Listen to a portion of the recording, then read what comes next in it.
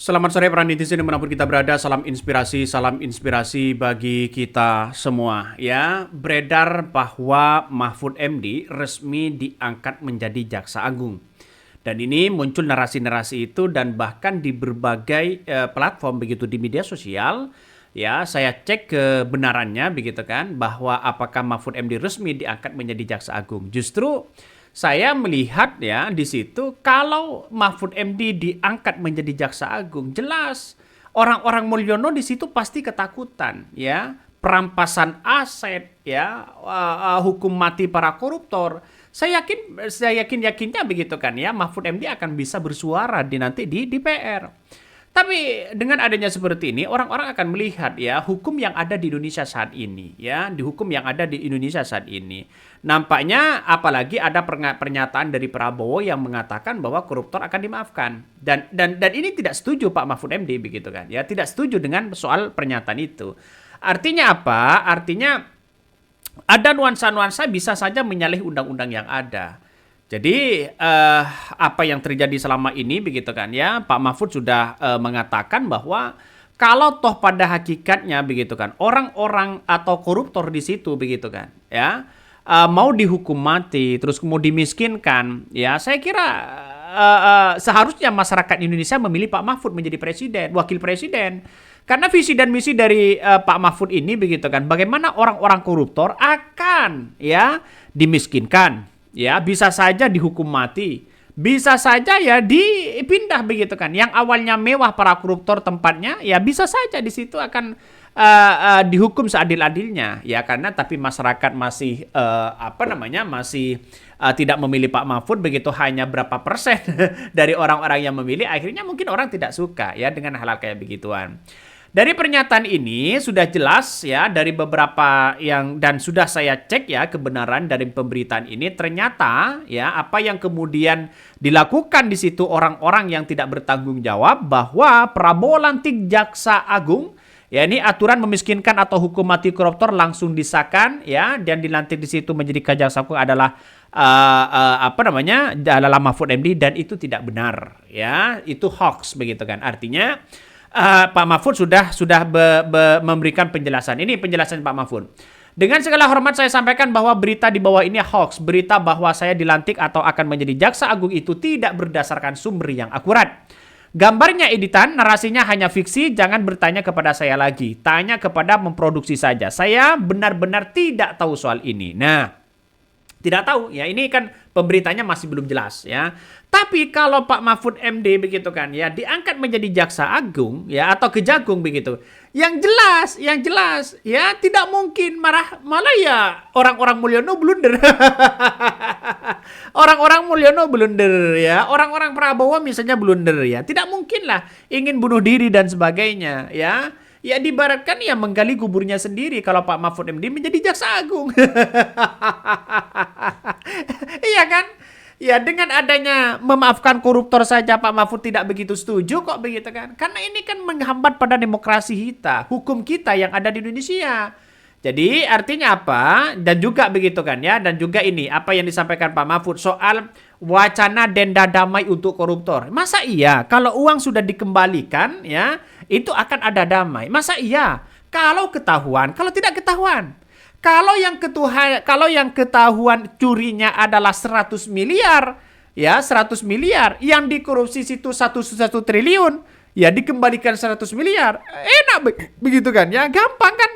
Jadi artinya apa? Artinya saya kira orang-orang korupsi itu pinter begitu kan ya, pinter. Jadi dengan adanya suaminya yang kemudian kasus timah begitu kan ya, yang kabarnya puluhan triliun begitu kan ya kerugian negara, tapi dihukum 6 bulan, 6 tahun begitu. Orang akan melihat ya bagaimana hukum yang ada saat ini.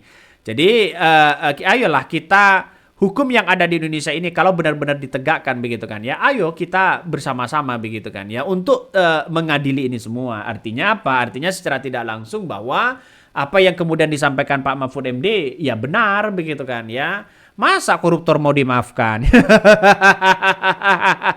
Ngeri nih bos. Ini ngeri. Senggol dong kata netizen ya.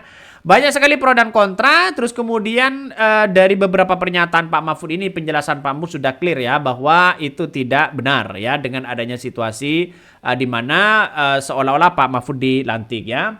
Bahkan ada yang mengatakan main crop dan paste aja Prof ini ya, kata netizen. Ya memang benar-benar editan di situ begitu kan ya. Ya, orang-orang yang tidak bisa membuat narasi, ya hanya mengambil video-video orang begitu kan ya. Lalu kemudian ditempel sana sini begitu kan. Biasanya kan kebanyakan seperti itu. Ambil konten orang, lalu kemudian dirubah narasinya, dirubah thumbnailnya, dirubah judulnya dan sebagainya begitu kan. Kalau memang punya narasi yang baik, ya narasilah seperti sekarang ini begitu. Seperti ya kami lebih gitu bernarasi dengan membaca dengan yang ada dan sebagainya. Artinya apa? Ayolah kita cerdaskan kita dengan narasi-narasi yang ada. Boleh mengkritik kepada siapapun.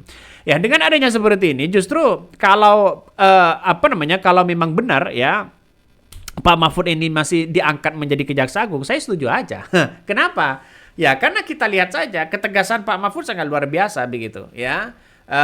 Saya kira ini akan membongkar habis-habisan. Ya Mulyono pasti ketakutan. Mulyono pasti ketakutan. Yang lain pasti ketakutan lah. Masalah soal-soal kayak begituan. Jadi artinya apa? Artinya dengan adanya seperti ini tidak mungkin lah begitu kan ya, Pak Mahfud ini akan menjadi Kejaksaan Agung. Coba kita baca, cek faktanya. Mahfud MD resmi diangkat menjadi Jaksa Agung ya, dan itu hoax. Beredar sejumlah unggahan di media sosial TikTok pada akun ini ya, akun berikutnya menarasikan mantan Menko Polhukam Mahfud MD atau Mahfud ini telah resmi diangkat menjadi Jaksa Agung. Tapi saya ingin ya sekali bukan soal itu yang saya angkat ya, bukan soal itu, bukan soal ini adalah berita hoax atau berita apa ya. Tapi yang jelas kita harus cerdas bahwa ini adalah berita yang tidak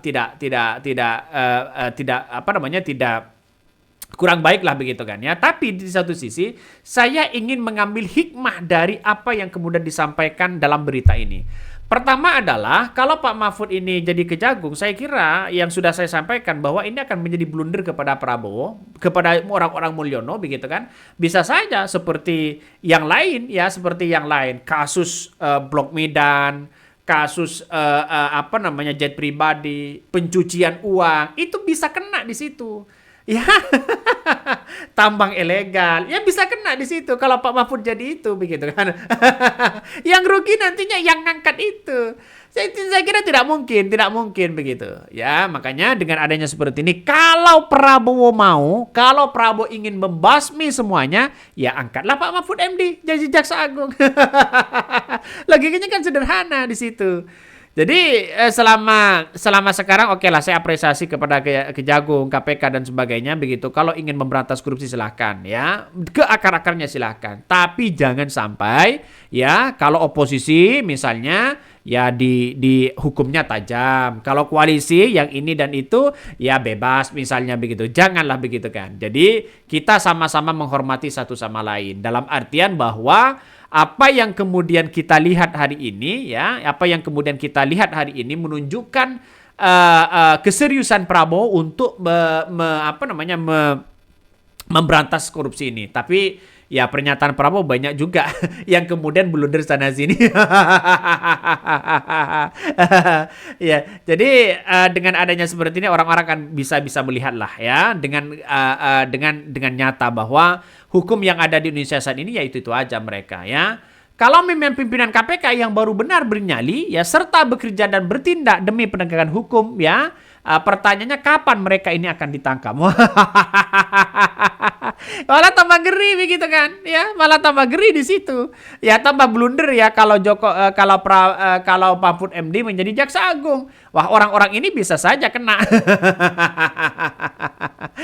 Ya kan, orang-orang itu bisa kena begitu. Jadi artinya apa? Artinya selama ini ya yang kita amati betul soal masalah hukum yang ada di Indonesia begitu. Pak Mahfud MD sudah bersuara ya. Ayolah kita benahi bersama bagaimana demokrasi baik, hukum baik dan sebagainya, apalagi ekonominya. Kalau Prabowo mau ya silakan ditindak. Mungkin itu yang kami sampaikan ya, tonton terus channel Hodari Podcast Rakyat ini, jangan lupa di-subscribe.